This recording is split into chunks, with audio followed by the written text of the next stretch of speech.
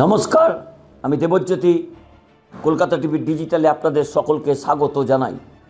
প্রত্যেক দিনের প্রত্যেকটি খবরের গুরুত্বপূর্ণ আপডেট পেতে কলকাতা টিভির পাশাপাশি কলকাতা টিভির ডিজিটালে চোখ রাখুন। এই মুহূর্তে অত্যন্ত গুরুত্বপূর্ণ একটি রাজনৈতিক সন্ধিক্ষণে দাঁড়িয়ে রয়েছে পশ্চিমবঙ্গ। আগামীকাল চূড়ান্ত ভোটার তালিকার খসড়া প্রকাশ করবে জাতীয় নির্বাচন কমিশন।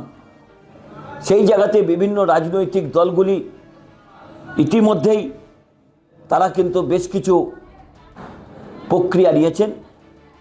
রাজ্যের মুখ্যমন্ত্রী মমতা বন্দ্যোপাধ্যায় তিনি যুবসাথী বলে একটি প্রকল্প ঘোষণা করেছেন।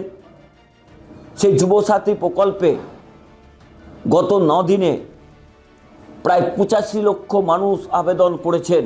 অর্থাৎ যুবসাথীতে মানুষের আবেদনের যে বহর মাত্র 9-10 দিনেই তা 84 লক্ষ ছাড়িয়ে গেছে। এ নিয়ে অত্যন্ত গুরুত্বপূর্ণ পদক্ষেপ রাজ্যের মুখ্যমন্ত্রী নিয়েছেন।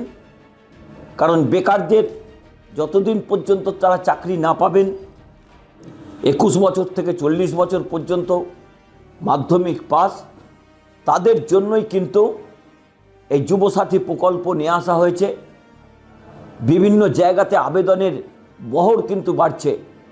অর্থাৎ কর্মসংস্থান যখন বেশ কিছুটা অধরা রয়েছে, তখন এই যুব সমাজের কাছে যুবসাথীর যে টাকা সেটা অত্যন্ত গুরুত্বপূর্ণ। তৃণমূল কংগ্রেস রাজনৈতিকভাবে এই যুবসাথী প্রকল্পকে অত্যন্ত গুরুত্ব দিচ্ছেন। কারণ সাধারণ মানুষের কাছে আর্থিক সাহায্য পাঠিয়ে দেওয়ার যে মমতা বন্দ্যোপাধ্যায় প্রক্রিয়া শুরু করেছিলেন, লক্ষ্মীর ভাণ্ডার থেকে শুরু করে বিভিন্ন প্রকল্প তিনি তৈরি করেছিলেন, প্রায় 45টি প্রকল্প। তার সুবিধা কিন্তু সাধারণ মানুষ পেয়েছেন বাংলার।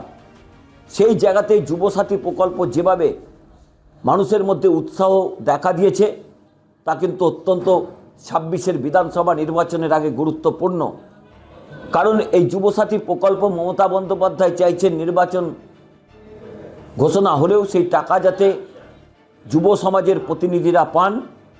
অর্থাৎ যাদের বয়স 21 থেকে 40 বছর, এখনও তারা বেকার রয়েছেন, তাদের জন্যই মমতা বন্দ্যোপাধ্যায়ের নির্বাচনের আগে এই যুবসাথী প্রকল্প ইতিমধ্যেই অত্যন্ত গুরুত্বপূর্ণ ভূমিকা নিয়েছে।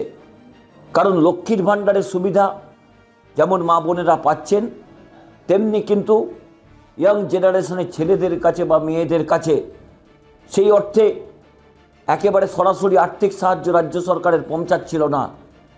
সেই জায়গাতে মমতা বন্দ্যোপাধ্যায়ের এই যুবসাথী প্রকল্প অত্যন্ত একটি আশাব্যঞ্জক বিষয়।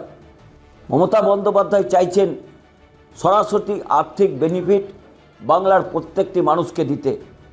তার জন্য তিনি বার্ধক্য ভাতা থেকে শুরু করে পড়াশোনার জন্য বিনামূল্যে ব্যবস্থা করা, লক্ষ্মীর ভাণ্ডার থেকে শুরু করে শিক্ষাশ্রী, কন্যাশ্রীর মতো প্রকল্প ঘোষণা করা, যা জনমানুষে যথেষ্ট প্রভাব ফেলেছিল।